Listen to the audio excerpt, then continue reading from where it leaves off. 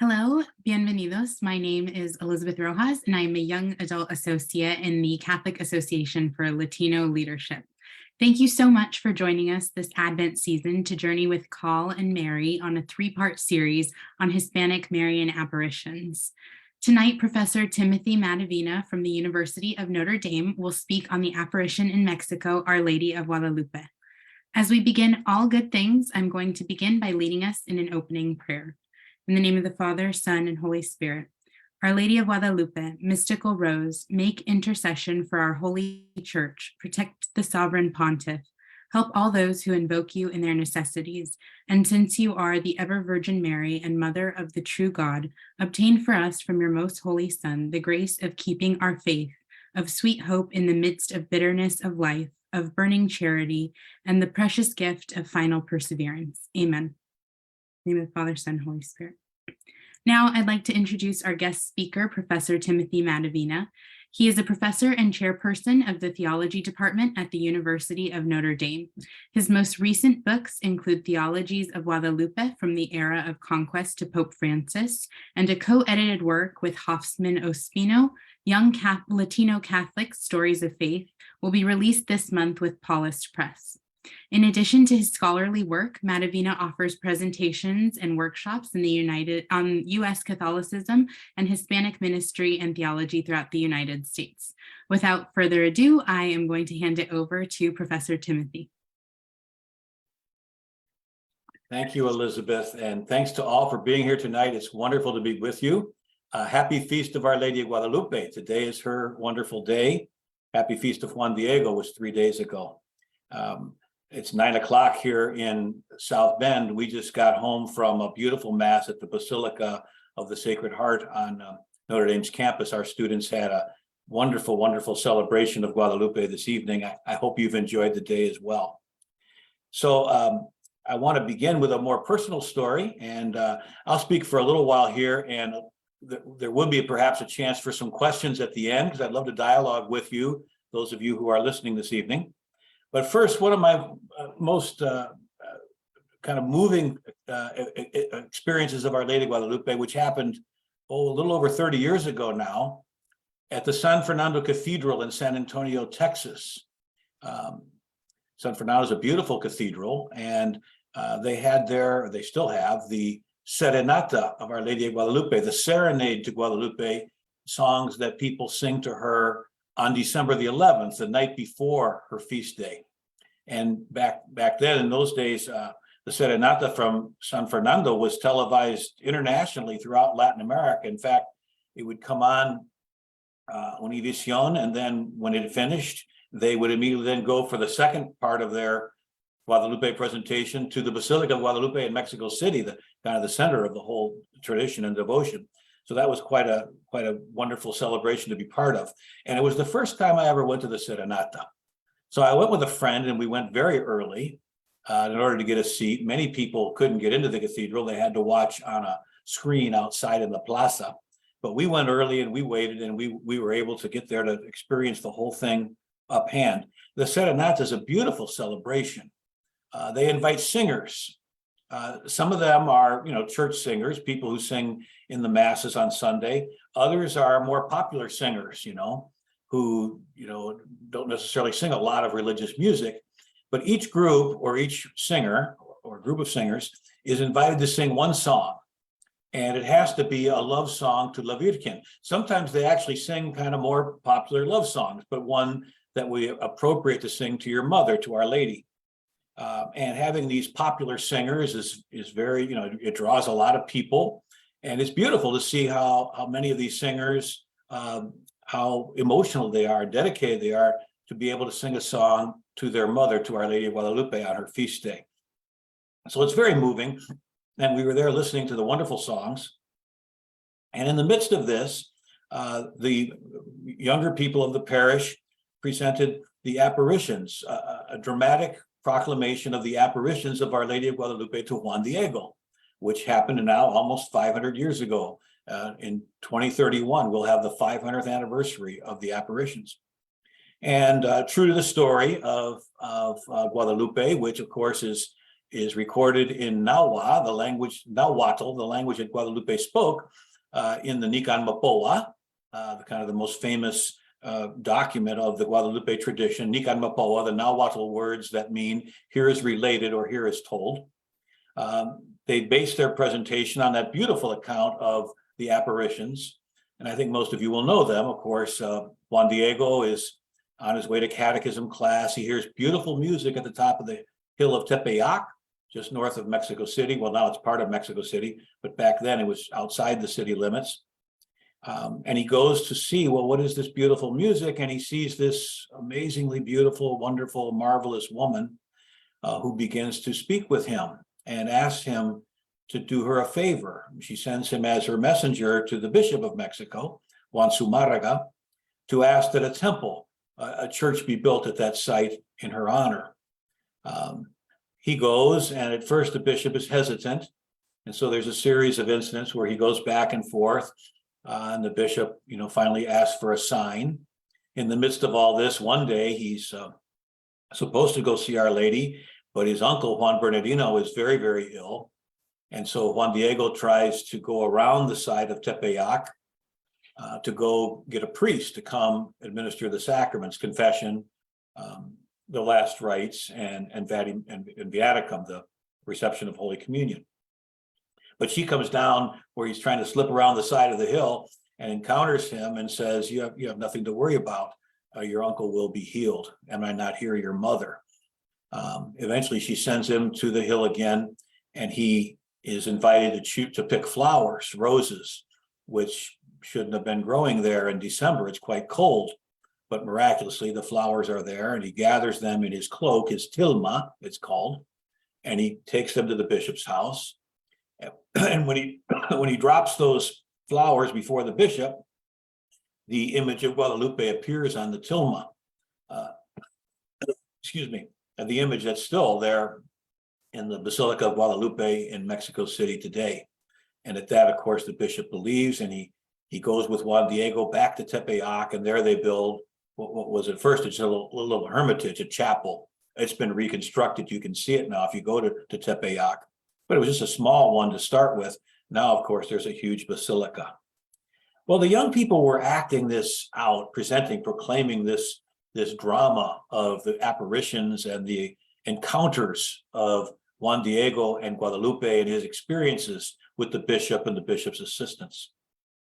And it's kind of emotional in a way. You kind of get moved for Juan Diego. You feel his pain, that kind of pinching pain when he's not believed, when he's not trusted, when he's thought to be maybe lying or making something up. And back and forth he goes. And at the very end of it, Juan Diego has been kind of stooped over the whole time in a very humble posture. When he's allowed in after a long wait to see the bishop in the bishop's palace in his home, he kneels before the bishop, who's seated kind of on a nice chair on a throne. But at the very end, Juan Diego finally, for the first time, stands tall and erect, proud and dignified. And he spreads out his arms because he has to let the flowers drop and let the image of Guadalupe show on the full stretch of his tilma, of his cloak. And when Juan Diego, for the first time, stands tall like that, the bishop, says, Milagro, it's a miracle. And he and his assistants kneel before Our Lady of Guadalupe to venerate her sacred image. But in venerating that holy image, they're also kneeling before Juan Diego because he's the one holding the image on his cloak. And so it's kind of a great reversal. Juan Diego has been kind of bent over and bowed down, and now the bishop and his entourage are kneeling, and Juan Diego is the one standing.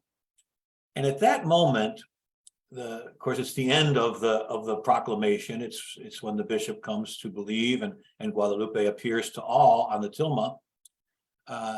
The cathedral erupted in this huge applause. People clapped and clapped for several minutes. And I looked around and saw the people clapping. They were so very moved by this. And I think they were moved in part because it was beautifully done. The young people had done a great job with their presentation of the apparitions. But I also noticed, who the people were. Some were dressed in very high-class clothes, guayaberas and beautiful evening dresses. Others were dressed in more working-class clothes, blue jeans or flannel shirts. Some had even come kind of in their work clothes directly from work to be at the serenata. And there they were all clapping. And in a certain way, I've been studying Our Lady of Guadalupe for the last 30 years. In a certain way, what I've really been trying to figure out is, why is this so moving for the people? What were they clapping about? Why is this so deeply inbred? Why is it so emotional? My mentor was Father Virgilio Elizondo, who was a great theologian of Guadalupe and the founder really of Latinx, US, Latina theologies. And he said, Guadalupe is not important because theologians write about her. Theologians write about her because she's already so important. She's so moving. She's so deeply ingrained in people. And in a certain way, that's what I've been trying to figure out the last 30 years. What is it about Guadalupe that speaks so powerfully to people? Why is it that they're so moved by her presence, by her motherhood, by her holiness, by her example, by her protection and help that she offers them? Of course, if you're from Latin America or you know about Latin America, every country in Latin America has a major image of the Virgin Mary, every single country. And every single country has a major Marian national patroness. They're not all apparitions. Some of them are just, traditional images, although, they might be considered to be miraculous, even though the image is not from an apparition. But they all have a beautiful and powerful apparition. Our Lady of Altagracia in the Dominican Republic, she was the first one. She's kind of called, she's the first evangelizer image of the Virgin Mary in America, because the island of Hispaniola was the first place the Spaniards arrived. Our Lady of Charity, La Caridad del Cobre in Cuba, Divina Providencia in Montserrat in Puerto Rico, and there's many, many more. Aparecida in Brazil. So in a certain way, I guess it's not surprising that Guadalupe is so moving and so powerful in the lives of her devotees. Many Marian images are in every country in Latin America and really throughout the Catholic world. At the same time, there's something very, very powerful about Guadalupe in Mexico. I dare say that the energy there, like today at the Basilica of Guadalupe in Mexico City, there's millions of people there today. People go on pilgrimage there every single day of the year. But today, on her feast day, there's no way they'll all fit in that huge basilica. The plaza is just packed with people dancing, praying, rosaries and testimonies and other kinds of prayers, singing to her, dancing, and so on. So there's something very powerful about Guadalupe, kind of even above and beyond what we usually think of when we think of Marian shrines and Marian devotion and Marian apparitions. The great Mexican philosopher Octavio Paz, who was not particularly Catholic, by the way, but he had one of the most famous lines about Guadalupe.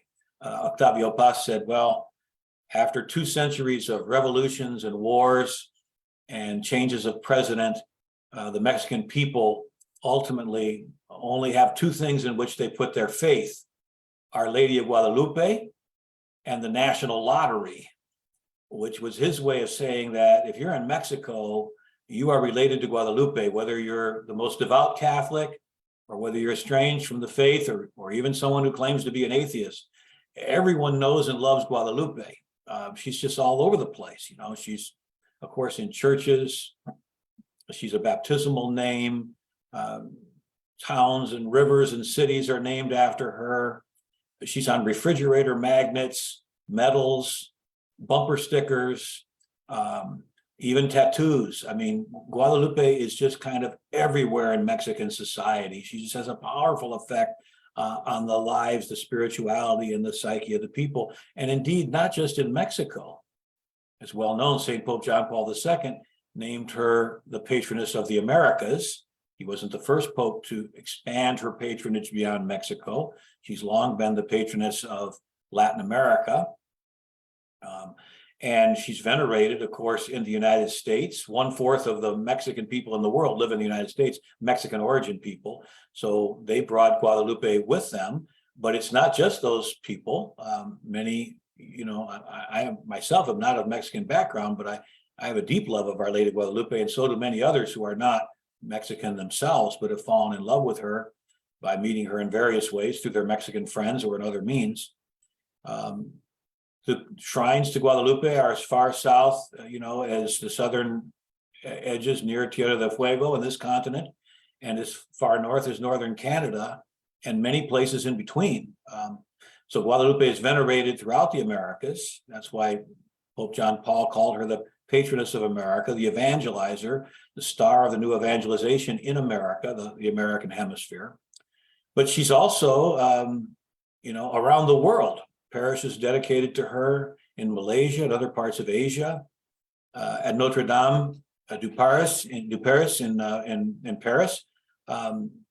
The most visited side altar, the most candles, the most flowers that I see every time I go to that church is the side altar dedicated to Guadalupe. And of course, Pope John Paul, who visited and said Mass at the Basilica 5 different times during his papacy, he also dedicated a chapel to her in the crypt of St. Peter's Basilica in the Vatican. Her chapel there is right next to the bones of St. Peter, emphasizing the Petrine and the Marian dimensions of the church right there together. So Guadalupe is truly a national and international icon and phenomenon, famous in many, many places around the world, and of course, including Mexico. So why is Guadalupe so important? What is it about her? Well, the more I learn about the answer to that question, the less I feel I know. So I'm just going to give a few thoughts. Why is Guadalupe so powerful in the lives of people? Well, part of it is what that beautiful story of the apparitions teaches us.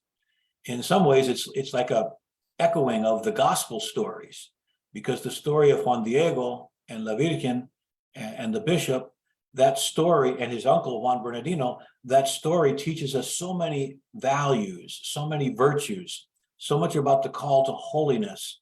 That is, of course, the call of the gospel.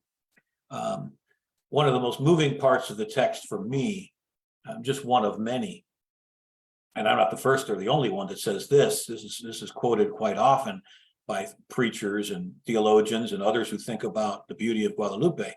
But there's a powerful part in there where he comes back from one of his visits and he hasn't been believed, by the bishop and the people in the bishop's offices.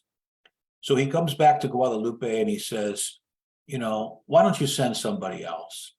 I'm a common man. I'm not well trained. I'm not well spoken. Send one of your noble subjects, someone who has more status, someone who is more prepared, so that your will and your message might be believed and carried out. And in one of the most beautiful passages to me in the Nican Mapoa, she says to him, "Oh yes, of course. I have many messengers on whom I could call. But Juan Diego, it's absolutely necessary that you be my messenger, that you be the one by whom my will is accomplished. Juan Diego, it must be you. I could send any one of my messengers, but it must be you." And it's so powerful and so moving to think about that. I mean, Juan Diego was an indigenous person. The apparitions occurred in 1531, just 10 years after the Spanish conquest of Mexico. And so for the natives, this was a time of great transition and also of great suffering. Many died from European diseases. Their religion was taken away from them. Many, or at least some, I should say, willingly began to accept or learn from the Catholic faith, but by no means all. I mean, the evangelization had barely begun, evangelization to the Catholic faith. And so Juan Diego was one of these defeated people. If we look at the demographic statistics of 16th century central Mexico, it was kind of like the Black Death of the late Middle Ages in Europe, or the early Middle Ages in Europe. When 1/3 of the European population died, almost everyone knew someone or knew several who had died. If you think of what COVID was like, multiply that by 100 or 1,000. I mean, there was this massive death. Everyone would have known people who had died from the European diseases for which the natives didn't have antibodies. So Juan Diego was kind of a part of and a representative of this conquered group that was suffering. And maybe he internalized a little bit the fact that, well, we're not as good as the Spaniards. They'd been put down. Of course, it was centuries before any of the indigenous people were allowed to enter religious life or be ordained, with maybe a rare exception here and there, but for the most part, that was ironclad.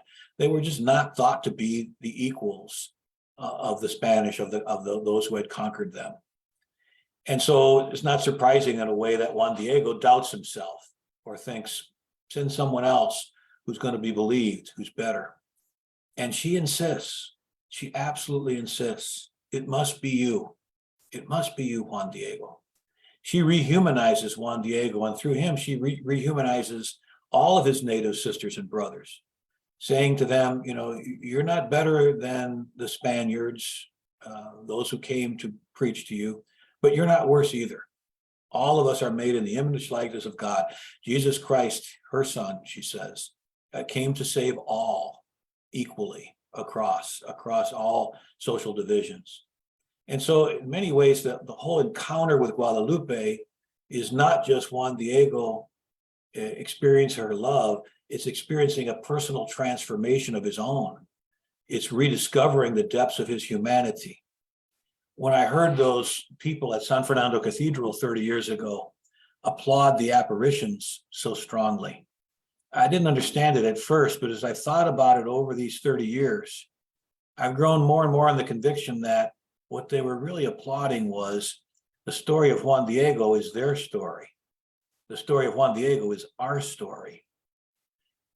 Juan Diego, many of Guadalupe's devotees, of course, are poor people, working people, immigrants, those who have suffered tremendously. She's now the patron saint of the unborn, of course, who suffer the worst, abuse, which is death itself. And so Guadalupe has often gone, particularly to those most in need, and lifted them up as she lifted up Juan Diego. And so I'm not surprised that those people applauded so widely, because that's their story. So often those working people that I saw at that cathedral, and even some of the ones who are wealthier or have more position in society and in life, all of us can feel that rejection that Juan Diego felt, that put down, that sense of not belonging, that sense of not being as good as. That could happen to anybody. And Guadalupe says, no, I have a plan for you.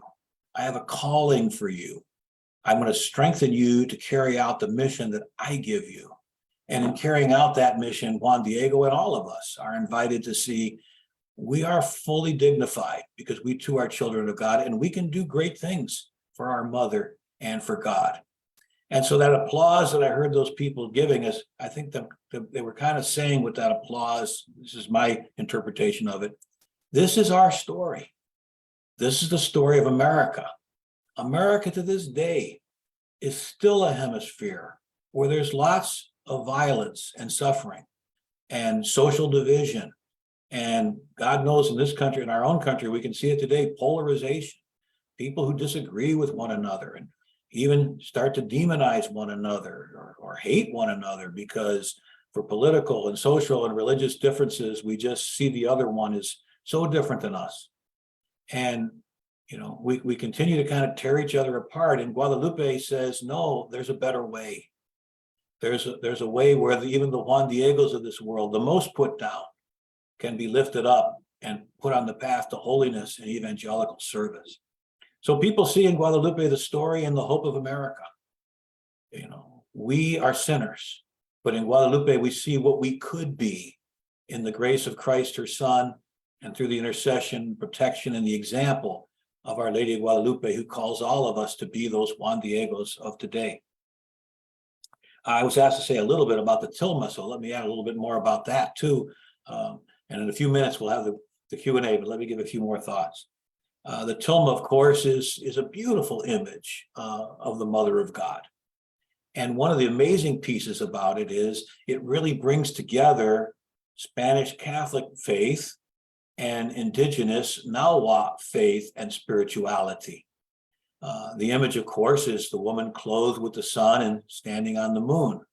The reading for today, the first reading in most masses, is kind of the traditional reading. Sometimes there's another option that's chosen, but usually it's that reading from Revelation 12 about the woman clothed with the sun. The first theology book ever written about Guadalupe, Father Miguel Sanchez in 1648. He was the first one that identified Guadalupe with Revelations 12. But of course, that wasn't a brand new idea. It was for Guadalupe, but the Virgin Mary has been associated with that text from Revelations 12 for centuries. And at the time of the apparitions, the images of the Immaculate Conception that would have come over from Europe with the Spaniards and the Portuguese and others who came, those images of the Immaculate Conception are often based on that woman of Revelations 12 as well. So the Guadalupe image has much in common with Immaculate Conception images of Catholic faith, of our Marian devotion, much more widely within Catholicism writ large.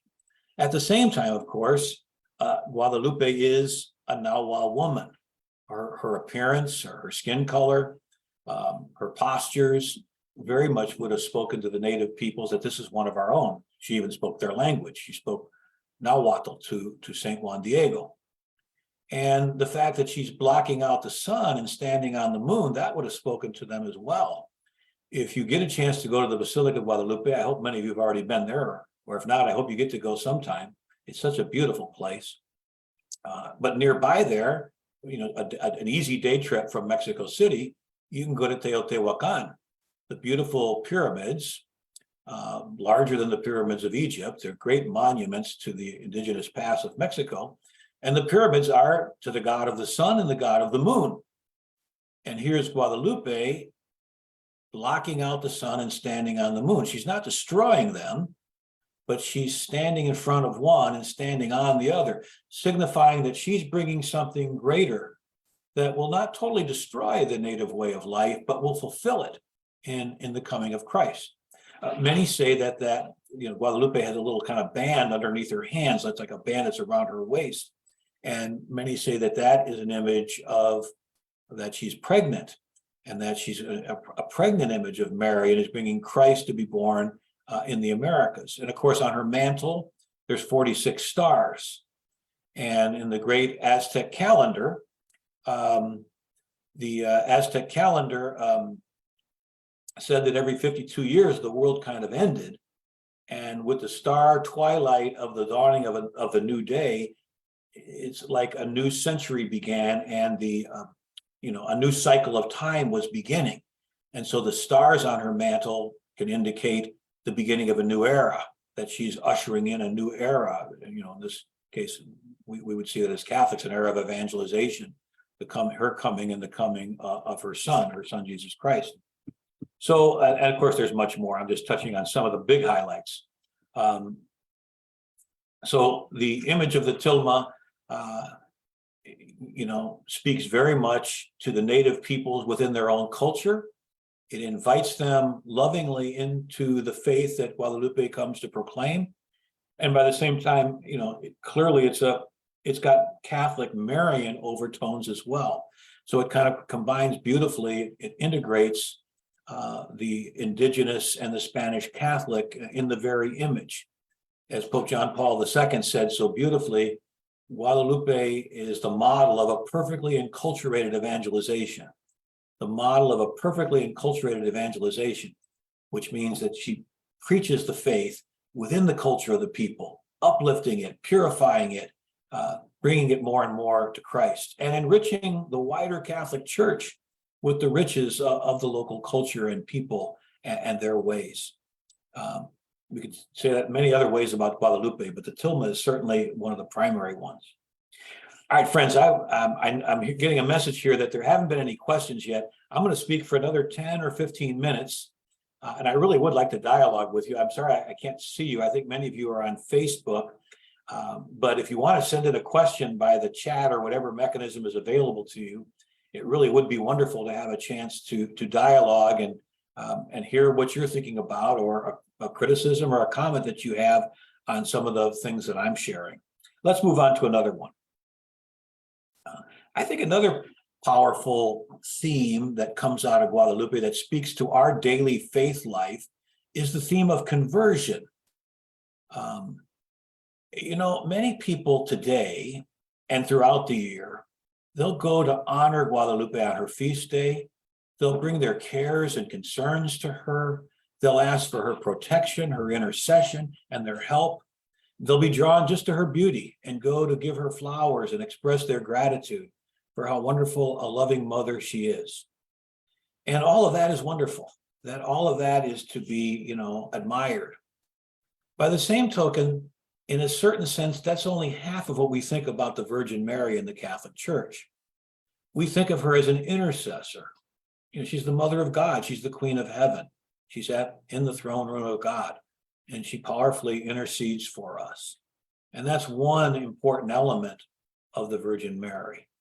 And there's many of them, but another one that's equally in importance is that Mary is the first disciple. She's as John Paul II said, the first of the redeemed. She is a model of holiness. There is no human being, of course, Christ is human, but he's also divine. So I'm not including Christ here. There's no person who's a human being and a human being alone who is more holy, more sinless, immaculately conceived, as we just recalled a few days ago, than Mary. And sometimes that leads us as Catholics to put Mary up on a pedestal. She's so far above us. Who else could ever be so holy as Mary? Who else was conceived without sin? Only Mary. Well, that's all true. But by the same token, Mary is human. Today's gospel is the Annunciation.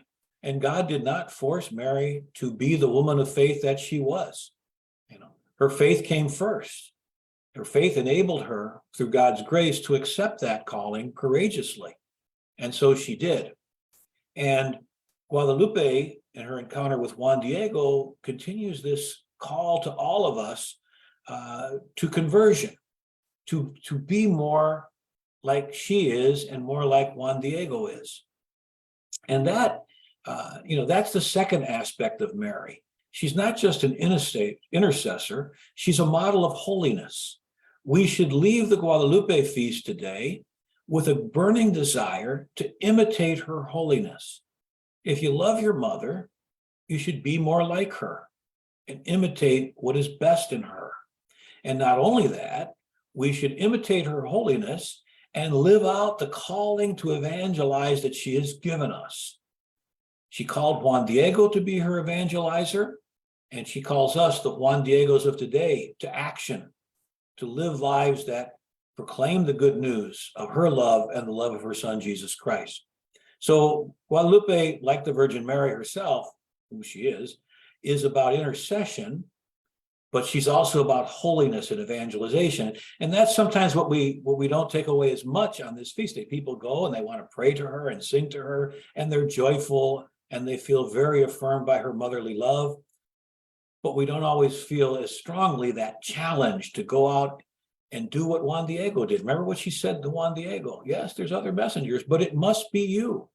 I want you to be a disciple. I want you to be an apostle. I want you to be an evangelist. She, in that sense, calls Juan Diego to conversion. Juan Diego was already seeking to practice the Catholic faith, but his, if you will, weakness, maybe we could say it was kind of a sin. He had internalized this sense of self-doubt, a lack of self-worth. He didn't think he was good enough. And she called him to realize that he too is a child of God. And all of us, we can have that, that feeling sometimes. Well, I'm not good enough. I'm not trained enough. I'm not ready yet. I'm too young. I'm too old. I'm not smart enough. I don't have enough public speaking ability. Many of the prophets in the Bible said the same thing until God finally told them, I'm calling you. You need to go do it. So the conversion of Juan Diego was a conversion from doubt and a sense of unworthiness and a sense of a lack of goodness and dignity. And she calls him to be transformed so that he can have the strength and the courage to go out and do what she's calling him to do. On the other hand, the bishop, of course, was already an evangelizer. He was living out his calling and his mission. And yet he sort of had a kind of of a sense of superiority. In a way, you can't blame the bishop. You'll notice in apparitions in the Catholic Church, bishops are often a little bit hesitant. That's their job. They're to make sure that this claim of some encounter with Mary or Jesus or the saints is indeed something that's of God and not something that's misleading. So one can understand this to a certain extent, but by the same token, he kind of had the feeling, well, this is an indigenous person. Would the Virgin Mary really appear to this person? Why wouldn't the Virgin Mary appear to someone else? And he, by the end of the story, to his credit, is very beautiful. The bishop who was doubting, who required a sign, a miraculous sign to believe. Notice Juan Diego never asked for a miraculous sign. The bishop did. But in the end, he does come to believe. And he kind of comes down to meet Juan Diego in the middle, if you will. And they go as brothers, arm in arm, out to Tepeyac, to build the Church of the Americas that Guadalupe requested. And so the bishop kind of overcomes a certain sense of pride, a certain sense of being better than the others. So one of the beautiful parts of the Guadalupe story is that call to holiness, that call to be an apostle, a disciple, because all of us are Juan Zumárraga, the bishop, and all of us are also Juan Diego. All of us have moments where we're kind of prideful and we think, well, I'm better than the rest. I don't have to be kind to this person. They're just a janitor. And so I treat the president of Notre Dame University where I work. Well, I always treat Father Jenkins with great respect. He's a man of position, but I can more easily walk by someone who's just cleaning up the sidewalk because I kind of judged in a prideful way. I'm above one person, but below another. And we can all commit that sin of pride. Most of the sins we commit, or that I commit, that are harmful to one another, disrespectful of someone else, is because I've pridefully thought, well, that person is not really that important. I can get away with acting in a way that I wouldn't act, towards people that I had more respect for. So we can all be like the bishop, letting our pride perhaps get in the way, our sense of superiority. But we're all like Juan Diego as well. We all have moments where we feel inferior or we're doubt or, just a sense of, I don't see my own interior goodness. I dare say for young people who are listening now, with COVID, with social media that's been going on, boy, it's not easy being a young person these days. So many ways where the world attacks you and sort of makes you feel like you're inferior. What's that thing called? Fear of missing out. FOMO, fear of missing out. People, you look on social media and think everyone else has got a wonderful life. Everything's happy and glorious and they have everything and all kinds of friends, so-called friends. And then someone can feel very hollow inside. So we can all feel like Juan Diego, even if we kind of have a monetarily privileged existence in life, we can still feel like Juan Diego, put down, not cared about, alone, isolated. And the transformation there is the transformation. Let Guadalupe be your mother. Sit in her presence, feel that love she has for you, and know that you are somebody. Jesus Christ, I think that I heard a priest say this once, Jesus died on the cross so that no one on this earth would ever again feel that they are unloved or unlovable. Christ would have died on that cross if he only died for one person. If it was only you or it was only me, he would have done it anyway. That's the love of God and the love of our Mother Mary. So that's a powerful message that we need to keep going back to again and again and again and again. That message of conversion from our prideful ways and from our ways of self-doubt and even self-negation. All right, I'm going to give just a little bit more, and I see there at least is one or two questions there. Keep the questions coming if you want to have them dialogue after these last couple points. One of the most moving, this is another kind of thought, one of the most moving sermons I've ever heard on the Feast of Guadalupe was a priest in San Antonio. And he kind of got us all riled up. He said, does anybody here love Our Lady of Guadalupe? And of course, we all said, yes, we love Guadalupe. Does anybody here love their mother? Yes, we love. And he said, well, you can't really love Our Lady of Guadalupe if you don't love the poor one, Juan Diego, because that's the one she chose and loved first. She loves everybody, but she first came to Juan Diego. And so he really challenged us. It's not enough to have good feelings and emotions towards Our Lady of Guadalupe, although those are beautiful gifts of God. Her message was from the very beginning, if you love me, love Juan Diego, love the poor and forgotten one, love the one everyone else has put aside. I teach children's liturgy of the word at the parish I go to 4 and 5-year-olds. So next Sunday, I'll be presenting the Guadalupe story as we do every year around the time of her feast. I wasn't on yet yesterday, but I'm on next Sunday with my partner catechists. So we'll present it. And I always tell the children that I said, if when Jesus walks into a room or when Guadalupe walks into a room, they look around and say, who's the person who's hurting the most? Who's the person who needs me the most? They love everybody in the room, but they gravitate towards the one who's in greatest need. That's the love of a mother. Mother always loves all her children, but has a special love for the child that's in greatest need at that moment. And so, we cannot love Our Lady of Guadalupe. We cannot profess and say that we love Our Lady of Guadalupe if we don't love the poor one, Juan Diego, who she called and chose. That's another very powerful part of the message. Guadalupe is never kind of known in isolation. She's always known in relationship. From the very beginning, it's not just about Guadalupe, it's about Guadalupe and Juan Diego. That's why it's so beautiful that, Juan Diego is now a canonized saint, because it was the encounter between Guadalupe and Juan Diego that gave us this beautiful mother of ours, Guadalupe, for all of us and for all time. And so, loving her, we also have to love the one she loves, the poor one, Juan Diego. If you want to look up something to listen to or read after this talk tonight, when Pope Francis visited the Basilica in 2016, you can see his homily if you look it up online. Just look up Pope Francis visiting the Basilica. I'm sure you can find it. Beautiful homily about exactly what I'm saying here, calling us to be the Juan Diegos of today and to love the Juan Diegos of today. Or the homily of Pope John Paul II at the canonization of Juan Diego. Same kind of a message, calling us to imitate and love the messenger of Guadalupe, Saint Juan Diego. So we are all called to be the Juan Diegos of today. When you think about your own human mother, there's a little bit of our mother in all of us. I don't know if you ever thought about this. Sometimes when we grow up, maybe we don't like a particular characteristic or habit of our mother or our father. And we say, oh, when I get older, I'm not going to imitate that particular expression or way that they do things. And sure enough, as you get older, at least when you get to be my age, you find yourself, boy, you start doing stuff and you say, golly, that was just like my mother did it. It came out just like my mom.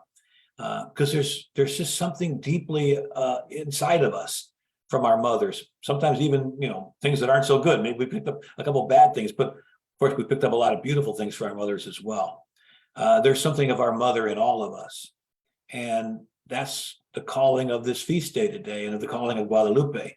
We need to grow closer to her, to venerate her, to be devoted to her, to learn more about her and her relationship with Juan Diego. Because the more we know our mother, the more we'll love our mother, and the more we'll become like our mother. And that's really, in the end, as I said earlier, that's the calling. We need to be more like her. A final story, and then I will take this. I think there's at least one question. If anybody else has any questions, now's the time. We'll take some time to dialogue a little bit. I have a friend, a colleague, who's a theologian as well. Her name is Jeanette Rodriguez, and she, as part of her research, did some interviews and asked a bunch of people, why is Guadalupe so important in Mexico? There's lots of miraculous images of Mary. In Mexico City alone, in the colonial era, there was more than 50 miraculous images of Mary in Mexico City alone. And other images all throughout New Spain, what's now Mexico. And so she was asking people, well, why Guadalupe? Why is she the one that's the most famous and the most beloved? And there were various answers, but one lady she went up to was an elderly indigenous woman who was just sitting outside the basilica in the plaza with a cup, kind of begging coins. And she asked her in Spanish, why is Guadalupe, so much more beloved and so much more venerated than other images of Mary that are also beloved in Mexico. And the woman said two simple words. Why is Guadalupe more beloved and more venerated than others? Se quedó. Because she stayed. She stayed with us. She's been faithful to us. And since she's been faithful to us, and she's always with us, in good times and in bad, bringing us hope in the worst of difficulties, bringing us her love at all times, she's faithful to us, we're faithful to her. And that, in the end, is what Guadalupe is all about. It's a now almost 500-year love story of a mother with her children. And she's always walked with us. If Guadalupe is your mother, it doesn't mean your life might not be difficult. I mean, many people who are devotees of Guadalupe have suffered tremendously, had very great difficulties in life. Christianity is not an antidote for all the suffering in life. In fact, sometimes it feels like the closer you get to Christ or the closer you get to Mary, the more you're aware of suffering and pain in life. So it's not a guarantee that you're never going to suffer and that life's going to be some romantic, picnic and everything's going to be fine. But it is a guarantee that you'll never be alone. You'll always have a loving mother. You'll have her son, Jesus Christ. You'll never be alone. And you'll have other devotees, the community of faith, the church, who will also be with you. So the most beautiful thing about Guadalupe, perhaps, se quedó. She stayed with us. She is ever faithful. And that's what she wants of us, not as a duty, but as a joy. What a joy it is to be her son, to be her daughter, and to try to be faithful to her, the one who's always with us, as she has been faithful to us. Okay, well, there's just a few minutes before the hour. So I don't know if Elizabeth's going to come back on or how we're going to. I do see some questions here, so maybe I'll just pick them up myself. So one question is, who is the angel under the image of Our Lady of Guadalupe? What does it represent? Well, there's various comments on where that comes from. The oldest one, the first one, in that book I mentioned by Miguel Sanchez, where he says, this is the woman clothed with the sun. In that text of Revelations 12, after the appearance of the woman clothed with the sun standing on the moon, there's a great battle in the heavens. And in that battle, it's the evil spirits fight the heavenly host led by Saint Michael the Archangel. And so, Miguel Sanchez said that angel is Michael the Archangel, who helped defend the woman clothed with the sun, who was pregnant, was giving birth. If you listen to the first reading from the Mass today, he defended her against the evil ones who were trying to attack her and to kill her offspring. So that's one thought. From an Aztec point of view, and of course this is Christian as well. The angel is kind of a messenger, a sign that what the angel is holding up, that is, the angel at the bottom, what's above, is indeed a message that's coming from heaven, from God, and so on. So various thoughts. I think Saint Michael is the oldest and maybe the most common one down through the ages, when people have commented on that angel from the image of Guadalupe. Another question that I see here is, why is Our Lady Guadalupe standing on the moon, on the Tilma image? Well, I mentioned a couple of points on that. One is that does imitate the Immaculate Conception imagery that would have been common in that era when Guadalupe appeared and before then, which of course also draws on the imagery from Revelations 12. So there's, it's long-standing Christian imagery for Guadalupe to stand on the moon. And again, from a Nahua perspective, the gods of the sun and the moon were very prominent in the very area where Guadalupe appeared. So that might have been a way to kind of speak to the natives within their own culture and spirituality, to show them that Guadalupe was coming to fulfill some of the beliefs that they had about the cosmos and about creation and about God and so on.